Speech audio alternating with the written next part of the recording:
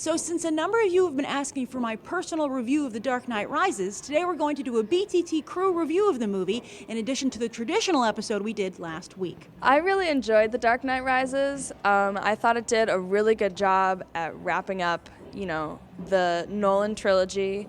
That being said, it was definitely a third act film. The way I've been describing this movie is like watching an 8-hour brilliant film on fast forward. It seems to just hit all the right notes without really fleshing them out or developing anything. I think the script could have used another pass just to fill in these plot holes, and I do agree that this should have been maybe 2 movies. It could have been serialized into a miniseries. I think one of the reasons everyone is saying, I'd love to see a Catwoman standalone movie or a Robin, Joseph Gordon-Levitt standalone movie, is because they're only really introduced here. And they're introduced so well that you're excited to see these characters cut loose, but they never really do because you're just moving so quickly through the film. As much as I love this movie, I also really enjoy talking about plot holes and making fun of stuff.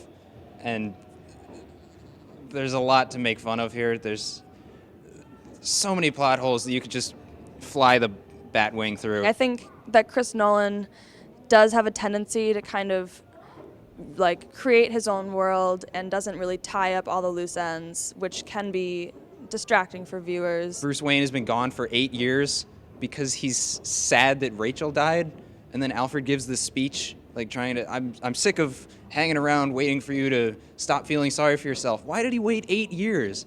There's no reason it had to be an 8-year gap. I've been talking a lot about changes of character about Man of Steel. We've been having a lot of spirited discussions in the comments, you guys and me. And I would have to say that for Batman, while I would think that in the comics Batman would never give up being Batman, I was able to, I think I was okay going with it here. I was able to accept it. But I think I would have accepted it more if he hadn't taken that 8-year break at the beginning of the movie. That's how they open. I think that's kind of a perfect example of changes I'm okay with and changes that I think go too far. I accept that in the real world, someone would eventually, not only would their body give out, but just emotionally they couldn't do it anymore, so they would pass on the mantle. That makes total sense to me.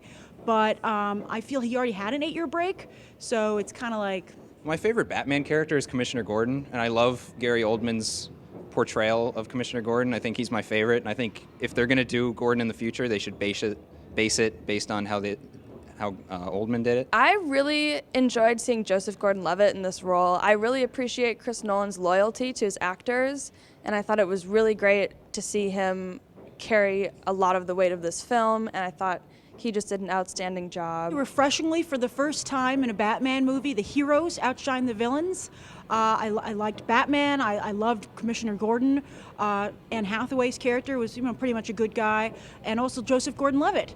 But even more so, the Gotham Police Department, I think, they put such a nice spotlight on them and showed the heroicism of ordinary, everyday police officers. On the flip side, I would say the villains were a little weak in this movie. I thought that Bane, I thought he was okay. I think a lot of his stuff of his character didn't make sense.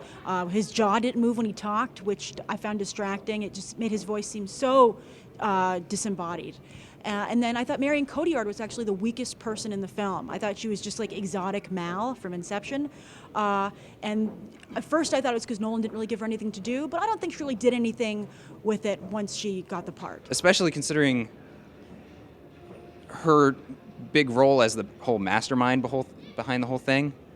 She's not in the movie enough to be like, aha, it was her the whole time. She pops in and out, and she has very little to do. I liked Bane. I thought he was a really great villain and really interesting and kind of different than villains I've seen in the past. I did think that he maybe could have taken a few pages out of the V for Vendetta book. I really like the Occupy Wall Street aspect that's in there, but I think it's somewhat irresponsible to portray it in such a black and white manner and to just kind of do it as a montage and not really go in there. I would hate, we talk about copycat crimes a lot these days, unfortunately, after what happened in Colorado, and I would hate for anybody to, years from now, or even sooner, be inspired by kind of the hate against the white-collar workers that was in this movie. I'm not saying that there aren't some horrible crimes committed by Wall Street and stuff, and the government should look into that, but I think that it's a very gray situation, and I think Nolan should have treated it a little bit more sophisticated instead of, I think, sometimes it just felt a little bit like pandering. I couldn't help but smile when they were going into the stock exchange and shaking things up.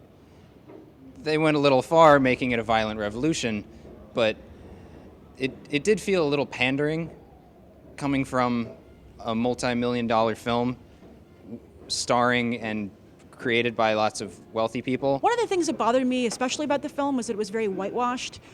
You only have Lucius Fox adding any diversity to the film, and there's no reason for that, especially because two of the characters are not supposed to be white.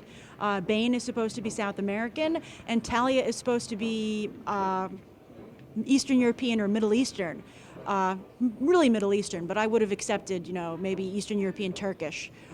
So that's a little disappointing. One thing that was missing for me in this movie compared to The Dark Knight is I just felt like, in terms of suspense, the stakes just weren't really high enough, which is kind of remarkable considering they were dealing with like a nuclear weapon.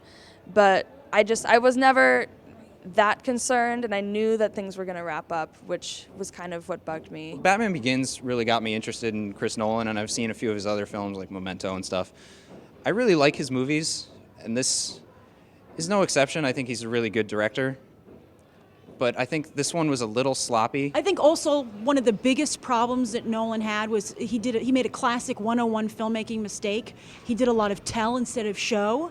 There were so many scenes when characters would, like for instance, when Joseph Gordon-Levitt is explaining how he came to discover that Bruce Wayne was Batman.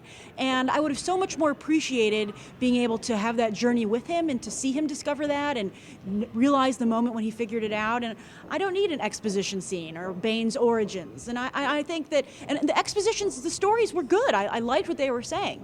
I just would have liked to have seen them. If he doesn't want to use half of the Batman mythos because it's too unrealistic, there's no way you're going to get a Justice League movie in this same continuity, because you need Martian Manhunter and Flash and people with actual superpowers. Everybody always talks about how Justice League can't be super realistic, but Man of Steel seems to be going the realistic route.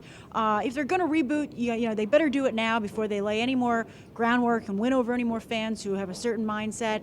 But if they're going to continue with this realism, if Superman can be done realistically, then so can Martian Manhunter. I feel that they should differentiate themselves from Marvel and stay on the realistic path. And I believe that a realistic Justice League movie can be done.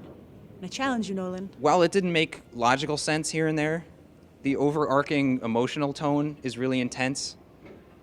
And you get really emotionally invested a lot more than you do in most summer blockbusters. Basically, I just think Christopher Nolan knew he had one movie left and he had a lot of things he wanted to cover and to do for the fans.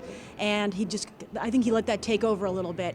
Instead of, like, The Dark Knight was just an exploration of Batman and the Joker and their relationship and how it spun out into Gotham. And I think that was much more focused and therefore a better film. I think it would have been stronger if he had, just cut some of these things out. I thought the ending and, I would say probably the last 2/3 of the movie, I was really enthralled and, was just kind of loving it the whole time. Thanks to a superb, uplifting ending, I'm going to have to give this movie a 9.1 anyway. I would probably give this movie a 9. I thought it was a really great summer film that didn't disappoint at all. On a 1 to 10, I'd give it an 8.5. I want to go in between 8.5, 9. On a 1 to 10, I'd give it a 9. All three of us agreed across the board, without a doubt, that while this wasn't as good as The Dark Knight Rises is still worthy of a 9. I'm Grace Randolph reporting from AMC Empire 25, and I hope we'll go beyond the trailer for these other top movies.